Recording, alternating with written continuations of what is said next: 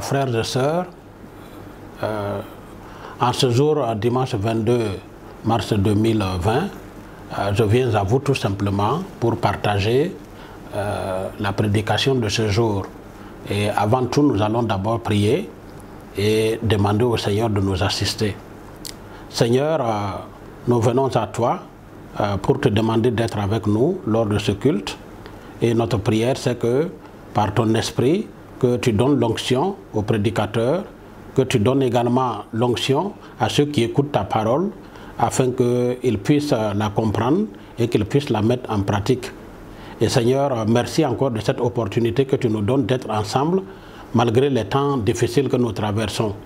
Nous prions que tu étendes ta main et que tu guérisses ceux qui sont malades, que tu étendes ta main et que, Seigneur, tu arrêtes la contagion, de manière à ce que nous puissions nous trouver en bonne santé pour te servir, un esprit saint dans un corps saint. Nous prions pour ce temps que nous passons ensemble, afin que tu sois avec nous dans le nom de notre Seigneur Jésus. Amen. Ce matin, ensemble, nous allons lire dans 1 Chronique, au chapitre 21, les versets 1 et 2, et nous allons également aller au verset 7 et 14, jusqu'à 14. Alors ici, dans ce texte, nous remarquerons justement que c'est le roi David qui commet une erreur, et cette erreur-là va alors avoir une répercussion grave sur son peuple.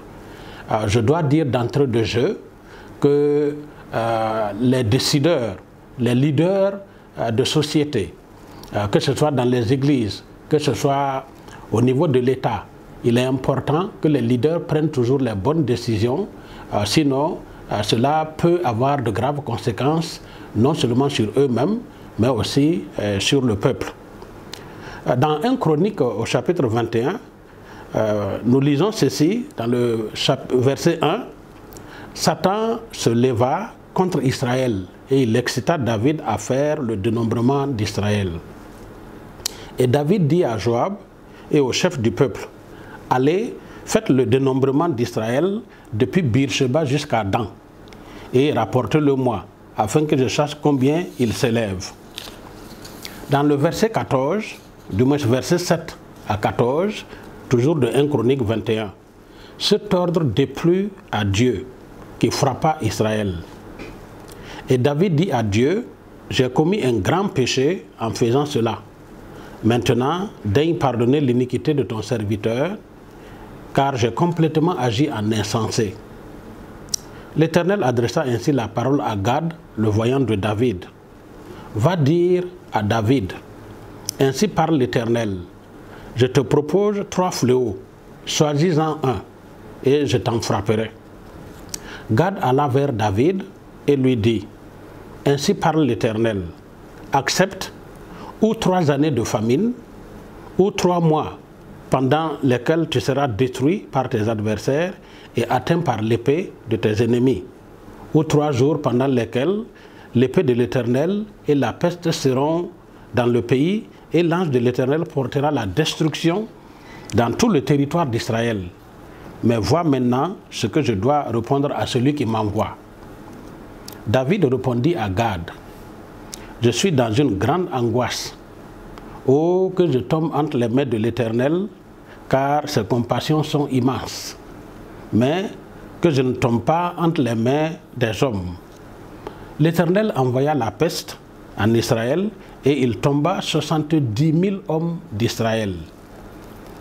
Alors, nous voyons ici qu'au temps du roi David, une épidémie de peste avait frappé la nation d'Israël parce que la colère de l'Éternel s'était enflammée contre son peuple.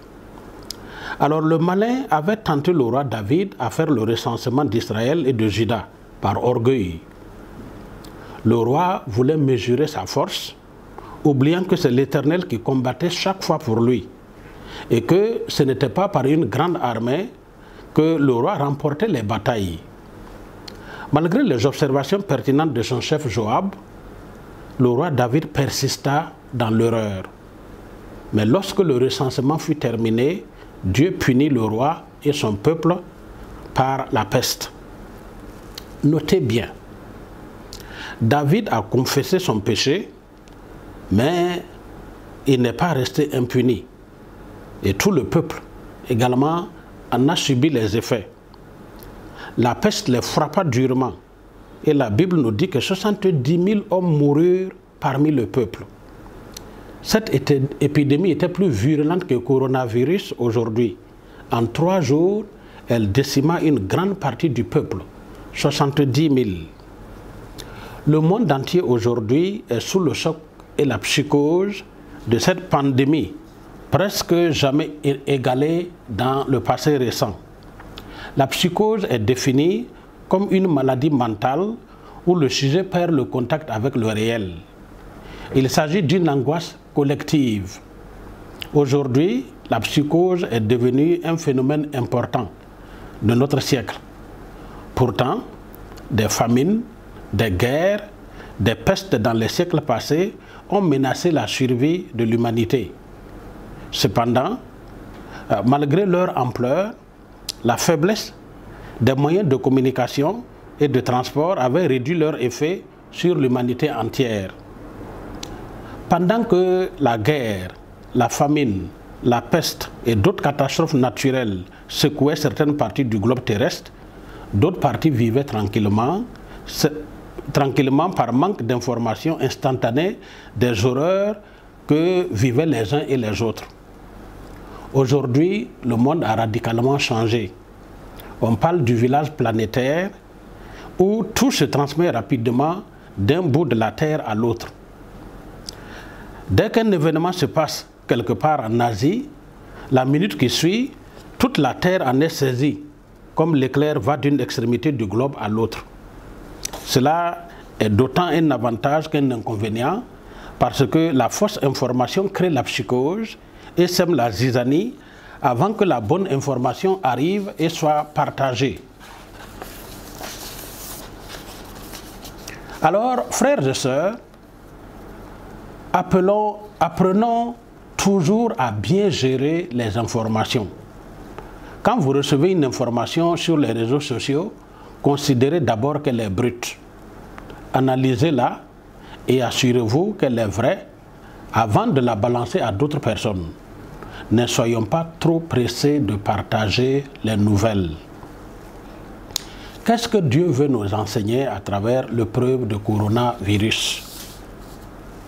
Premièrement, Dieu veut nous enseigner que la vie de l'homme est précaire. L'homme vit quotidiennement avec le risque de quitter subitement cette terre. Alors chacun de nous doit être prêt à tout moment à rencontrer son Dieu. Es-tu prêt à la rencontre de ton Dieu? La Bible nous dit dans Amos 4:12, prépare-toi à la rencontre de ton Dieu. Par ailleurs, la Bible nous dit qu'il est réservé aux hommes de mourir une seule fois, après quoi vient le jugement, dans Hébreux 9:27. Dieu nous enseigne également, à travers cette épreuve, que c'est un avertissement afin que nous puissions régler notre vie. Arrêtons de vivre une vie de débauche. Soyez saints, car je suis saint, dit le Seigneur dans 1 Pierre 1, 15 à 16. En Chine, en Italie, en France, aux États-Unis, en Afrique, notamment au Niger et au Burkina Faso, etc., partout où la pandémie a frappé durement, les gens sont de plus en plus confinés à la maison. Notez bien, le virus ne se déplace pas lui-même. Ce sont les personnes qui le véhiculent. Le confinement est donc un moyen d'empêcher la circulation du virus. Les mesures de prévention sont de s'éloigner les uns des autres. Les églises, les mosquées, les salles de classe doivent être fermées aux rencontres de masse.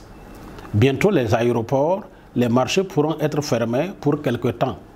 Faites-vous donc des provisions pour quelques jours, que chacun de nous accepte de changer de comportement. Troisièmement, Dieu donne à chacun de nous le temps de réfléchir à sa vie. Il est important, si la mort te frappait aujourd'hui, où passeras-tu l'éternité? Ceux qui disent qu'ils ne croient pas en Dieu verront qu'un petit virus peut bouleverser le monde entier et montrer que l'homme n'est rien, quelle que soit sa connaissance et quel que soit son niveau de technicité.